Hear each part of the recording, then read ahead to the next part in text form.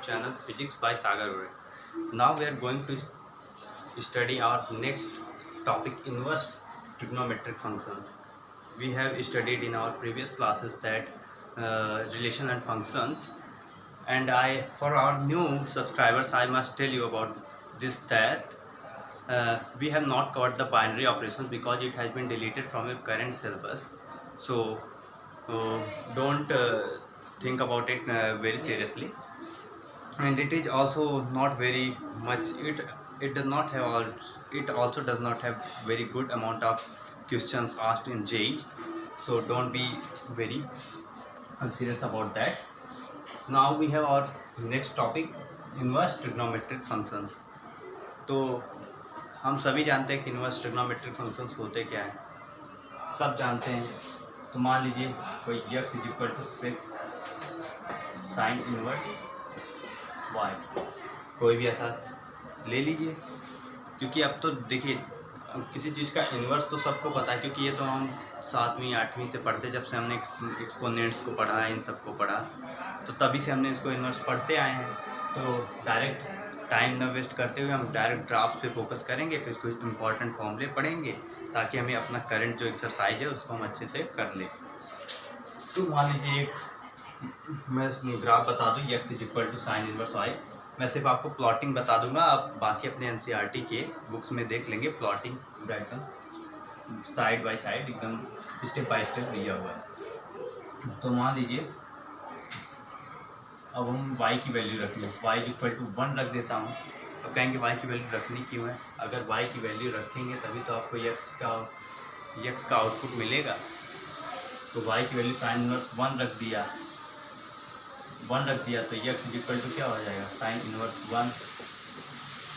अब कहेंगे आप तो इनवर्स सॉल्व करना बताया नहीं है, तो क्या हुआ, उल्टा कर लो। तो इसको क्या लिख सकते हो, sine x is equal to y, ऐसा लिख सकते हैं।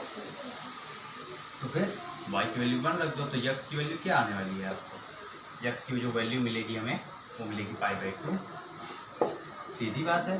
तो मैं π/2 रखूँगा, सबसे ज़्यादा मुझे ये 1 यहाँ मिल रहा है, तो ये मेरा π/2 हुआ, समझ रहे हो। अब कहोगे कि भैया बीच वाला भी वैल्यू ले लीजिए, तो बीच वाली वैल्यू ले लीजिए। अब मैं कह रहा हूँ कि y की वैल्यू आप मान लीजिए रख देते हैं π/3, अरे 1/2 रख देते हैं, 1/2 रख दो। तो x क्या आएगा, जब आप sine x is equal to 1/2 रखोगे तो क्या आएगा 1/2। तो हम लोग ये भी जानते हैं कि भाई ये x इज इक्वल टू π/6 आएगा रेडियंस में, हमने क्लास 11th में पढ़ लिया है कि π/6 आने वाला है। तो यहाँ 1/2 आ रहा है, इससे थोड़ा सा कम π/6। अब कहेंगे भैया π/3 से सिमिलरली आप ड्रॉ कर सकते हो। उसके बाद 90 पे हम लोग जानते हैं कि इसकी वैल्यू 0 होती है, तो ये देखिए पूरा करंट 0 हो गया। अब इसके बाद हमने एक चीज़ पढ़ी हुई है ASTC के अबाउट, मतलब पढ़ा है ASTC, इससे first quadrant, first second third fourth, मान लीजिए कि ये फर्स्ट क्वाड्रेंट में है, यस सेकेंड क्वाड्रेंट में, बी थर्ड क्वाड्रेंट में है, और सी फोर्थ क्वाड्रेंट में है। तो ए का क्या होगा, तो हम लोग ने पढ़ा है कि ए में ऑल पॉजिटिव, फर्स्ट क्वाड्रेंट में सभी क्वांटिटी जितनी होती है उनकी वैल्यू क्या होती है, पॉजिटिव। सेकंड की बात करें तो सिर्फ यस से साइन पॉजिटिव, ये ट्रिक है, आप याद कर सकते हैं किसकी वैल्यू किस क्वाड्रेंट में पॉजिटिव होगी। थर्ड क्वाड्रेंट में tan पॉजिटिव होता है, tan पॉजिटिव, और फोर्थ में कॉस होता है, कॉस पॉजिटिव, यही होता है इसका ट्रिक। तो अब इसके बाद अगर आप इसकी वैल्यू रखोगे पाई के लिए, तो पाई के लिए इसकी वैल्यू जो आएगी वो माइनस होगी, क्या कि साइनोसॉइडल, ये जो साइनोसॉइडल वेव्स का भी आपने पढ़ा होगा अगर वेव मोशन में क्लास 11th में, तो आपने देखा होगा कि इसकी पाई की वैल्यू क्या होती है, माइनस में होती है। ये π/0 और इसकी वैल्यू क्या है, -1। तो इससे हमें एक चीज़ पता चली कि इसकी एक रेंज जो होती है वो -1 से 1 के बीच में बिलोंग करती है, ना -1 से ज़्यादा साइन हो सकता है, ना +1 से -1 से कम हो सकता है ना +1 से ज़्यादा हो सकता है। और सेकंड बात ये पता चली कि इसका जो डोमेन है कि मतलब ये किस पे रखे, -π/2 रखा, π/2 रखा, वैल्यू यही आनी है। और आपको मैं अब कुछ फॉर्मूलेज बता दे रहा हूँ कि इनको आप अगर याद रखेंगे तो आप आगे के सवाल कर लेंगे, और उसका मैं आपको प्रूफ अगले वीडियो में बता दूंगा क्योंकि वो अगले लेक्चर से संबंधित है। तो ये याद कर लीजिए फॉर्मूले, या इस वक्त के लिए सिर्फ समझ लीजिए। कॉस इनवर्स -x का वैल्यू ये sec inverse -x, similarly pi minus sec inverse x, और cot inverse -x is equal to pi minus cot inverse x। ये वैल्यूज आप, ये फॉर्मूले आप लिख लीजिए। उसके बाद फिर आपको अगले लेक्चर में मैं बता दूंगा कि इसका प्रूफ। और अब हम पढ़ेंगे, पहले आपको इस टेबल को पूरा लर्न करना पड़ेगा। अगर आगे का कोई भी एक्सरसाइज सॉल्व करना है तो आपको सबसे बड़ी बात है, आपको जितने भी फंक्शंस हैं उसके रेंज, उसके डोमेन्स क्या हैं, ये सब पते होने चाहिए, नहीं तो आप कुछ कर नहीं सकते ना। वो आगे के लिए अच्छा रहेगा और काफ़ी सिंपल वे है लर्न करना। अब जैसे साइन इनवर्स, तो मैंने आपको ग्राफ्स ड्रॉ करके ही बता दिए कि -1 से 1 क्यों होता है, -π/2 से π/2 क्या होता है। तो अभी आपका काम है कि आप इसको सर्च करें कि ऐसा क्यों होता है। अगर आप सर्च करेंगे अपने आप से, ग्राफ्स एक बार ड्रॉ करके देखिएगा घर पे, तो आपको ज़्यादा क्लियरेंस होगा, बताने से ज़्यादा क्लियरेंस आपको। अगर आप ग्राफ्स जो है ड्रॉ करेंगे तो आपको ज़्यादा क्लियरेंस होगा उससे। कॉस इनवर्स का -1 से 1, क्योंकि कॉस भी क्या है, एक प्रकार से साइनसोइडल वेव ही है, बस इसकी बात थोड़ा अंतर ये पड़ जाता है कि जिधर वो 0 होता है उधर 1 हो जाता है, और दोनों के बीच में थोड़ा इन्वर्स का वही फंक्शन चलता रहता है कि जब वो 0 होता है तो वो 1 हो जाता है, जब वो 1 होता है तो ये 0 हो जाता है। और कॉसेक इनवर्स क्या है, उसका जस्ट उल्टा।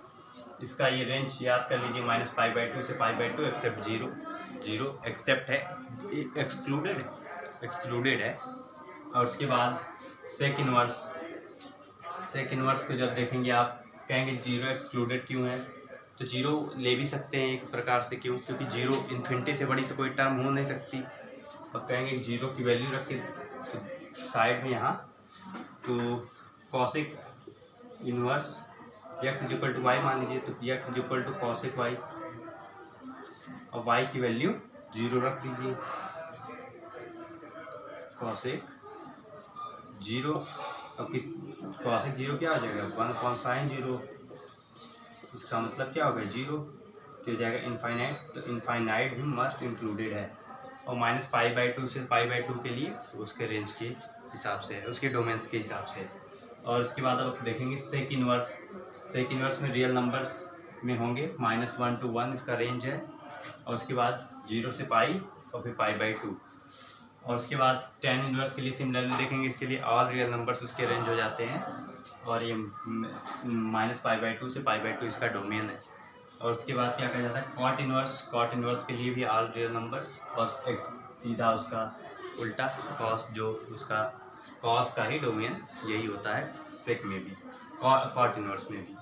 तो अब हम डायरेक्टली टाइम नहीं अपना गवाएंगे और हम डायरेक्ट एक्सरसाइज करेंगे।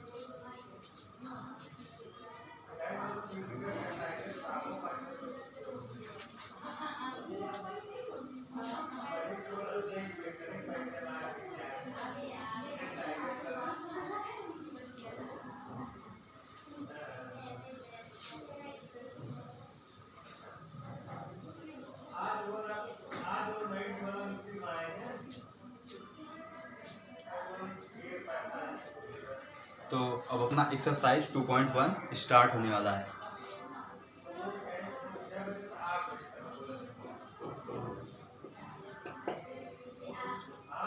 तो इसका फर्स्ट क्वेश्चन जहाँ तक हम देख रहे हैं, पहली बात तो इसको पढ़े क्या है, find the principal values. Principal values से क्या पता है, प्रिंसिपल वैल्यूज के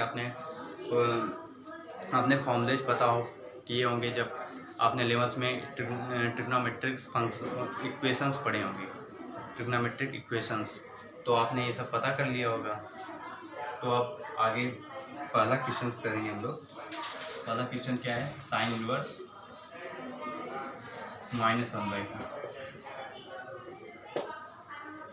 तो मान लीजिए इसको कोई भी टर्म में y equal to sine inverse 2 मान लिया, इसको साइन इनवर्स -1/2 को y के इक्वल मान लिया।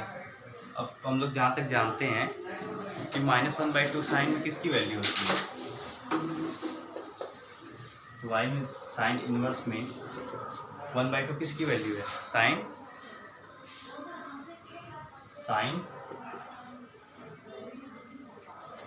इसकी π/6 की वैल्यू। अब हम लोग जानते हैं, मान लीजिए इसको माइनस में हुआ, तो अगर हम अब जानते हैं, हम लोग ने एक फॉर्मूला पढ़ा है 11th में पढ़ा होगा, y equal to sine -x is equal to y equal to -sin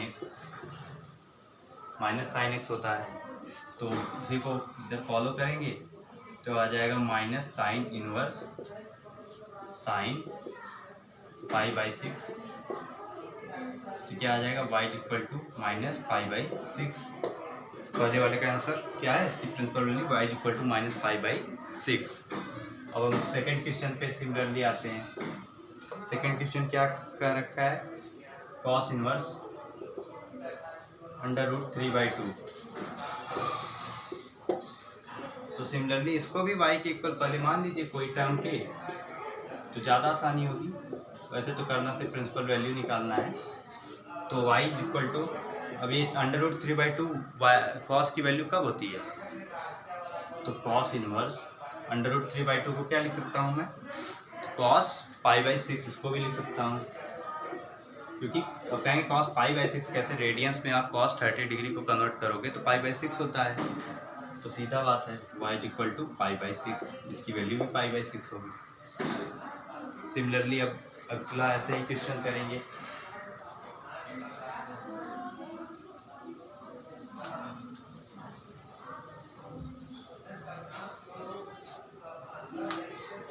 अगला क्वेश्चन तीसरा, cosec inverse 2।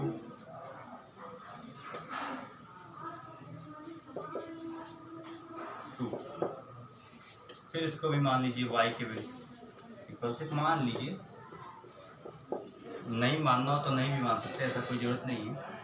y equal to cosec inverse 2 को आप क्या लिख सकते हो, 2 की वैल्यू इसमें क्या होगी, तो आप उससे कॉस से अनुमान, उस साइन से अनुमान लगाइए। साइन में 1/2 की वैल्यू कितनी थी, π/6 थी, तो यहाँ पे भी इसकी वैल्यू π/6 होगी, तो y की वैल्यू क्या आएगी, π/6। चौथा क्वेश्चन ऐसे जनरली करेंगे, tan इनवर्स -√3। तो tan इनवर्स y की इक्वल मान लो, जनरली मानना है सिर्फ √3। अब √3 को क्या लिख सकते हो, तो लिख सकते हो tan इनवर्स माइनस √3 को क्या लिख सकता हूँ, tan π/3।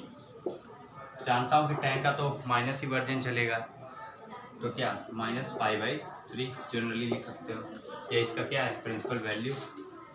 अब इसी प्रकार पांचवें क्वेश्चन पे कॉस इनवर्स -1/2, तो y equal to cos inverse -1/2। अब कॉस इनवर्स -1/2 को क्या लिख सकते हो, माइनस कॉस 1/2 को क्या लिख सकते हो, कॉस π/3। अब कहोगे कि यहाँ तक तो मतलब सर मैं डायरेक्ट -π/3 लिख के छोड़ दूंगा, तो मैंने आपको पहले वीडियो में बताया है कि एक फॉर्मूला याद रखे रहिए कि cos inverse -x is equal to pi minus cos inverse x। अब क्या आएगी वैल्यू इसकी, y equal to pi minus π/3, तो y इक्वल टू क्या आ जाएगा 2π/3, इसकी वैल्यू होगी 2π/3। यहाँ कभी कॉस और सेक और पार्ट में जब कोई भी माइनस आए तो आप उसको पॉजिटिव वैल्यू में मत कन्वर्ट करिएगा, उसको पॉजिटिव वैल्यू में ही कन्वर्ट कीजिएगा, माइनस में मत छोड़ दीजिएगा। सिमिलरली आप ऐसे करते जाइए, एक्सरसाइज ऐसे ही कंप्लीट हो जाएगा। Now we are moving to our further next question, question number 6। We have question number 6।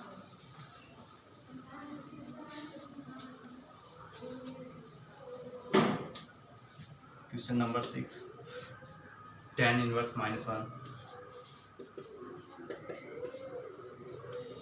y equal to tan inverse -1। तो y, अब इसको -1 को क्या लिख सकता हूँ, -tan π/4। तो y की प्रिंसिपल वैल्यू क्या आएगी, -π/4। अब ठीक इसी प्रकार अब हम अपने अगले क्वेश्चन 7वें क्वेश्चन पे चलते हैं। अब आप भी आराम से करने लगेंगे इसको सॉल्व, क्योंकि बहुत ही सिंपल है।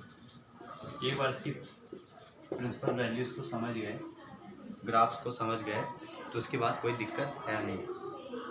सेक इनवर्स 2/√3, तो इसको मान लीजिए सेक इनवर्स 2/√3। तो सेक इनवर्स 2/√3, तो कॉस में इसकी वैल्यू किसकी होती है, π/6 की। तो इसको क्या लिख सकते हैं, sec inverse sec π/6। y equal to क्या हो जाएगा, π/6। इतनी आसानी से निकल रहा है वैल्यू। लेकिन अब आगे वाला क्वेश्चन, अब हम 8वां 9वां और 10वां आप खुद से करिए। 11वां मैं आपको बता दूं, 11वां काफ़ी अच्छा क्वेश्चन है, थोड़ा सभी का मिक्सअप है 11वां क्वेश्चन। तो 11वां क्वेश्चन है tan inverse -1 plus cos inverse -1/2 plus sine inverse -1/2। तो tan इनवर्स -1 को क्या लिख सकता हूँ मैं, इसको y की इक्वल मान लो पहले। ऐसा जरूरी नहीं मानना, लेकिन मान लो, कुछ अच्छा लगता है, फीलिंग अच्छी आती है। तो y की वैल्यू कुछ जैसे लगता हो कि कुछ निकाल रहे हैं। तो y equal to tan inverse -1, इसको क्या डायरेक्ट -π/4 लिखो, अब तो समझ गए होगे। cos इनवर्स -1/2, तो cos इनवर्स -1/2 किसका होगा, -1/2 किसका है, ये होगा -π/6 का। अब कहेंगे कि -π/6 तो सर लिख नहीं सकते, आप फॉर्मूला बताया तो हाँ, बात सही है। तो हम ऐसे लिखेंगे π-π/6, साइन इनवर्स -1/2 -π/3 होगा ये, और ये π/6 होगा।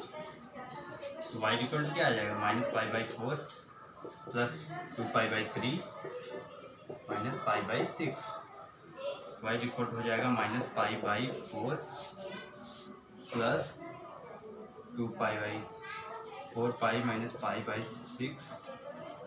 y इक्वल टू क्या हो जाएगा, अब इसके बाद -6π plus 12π/24 equal to 6π/24 equal to π/4।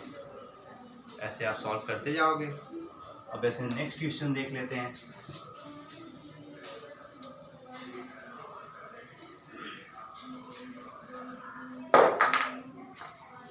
Next और अगला क्वेश्चन आखिरी क्वेश्चन है, करने जा रहे हैं जो हम 14वां करते हैं direct. tan inverse √3 minus sec inverse -2, y की इक्वल मान लो tan inverse √3 minus sec inverse -2, y equal to -√3। इसको क्या लिख सकते हो, tan इनवर्स √3 को इसको लिख सकते हो π/3 माइनस सेक इनवर्स -2, तो सेक कॉस का 1/2 माइनस π/3, तो हो जाएगा पाई माइनस π/3, क्योंकि हम तो इसकी वैल्यू लिख नहीं सकते निगेटिव। तो π/3 माइनस 2π/3, y इक्वल हो जाएगा π/3 minus 2π/3 equal to -π/3। B option correct है। सिमिलरली इस तरीके से आप 13वां और 12वां लगा लीजिएगा। अगर कोई प्रॉब्लम हो तो कमेंट्स में लिख दीजिएगा, मैं आपको सॉल्व करके इसका PDF दे दूँगा। तो अब हम मिलते हैं अपने नेक्स्ट वीडियो पे और हम पढ़ेंगे अगले वीडियो में एक्सरसाइज 2.2। तो अब बाद में मिलते हैं। लाइक एंड सब्सक्राइब करते रहिए।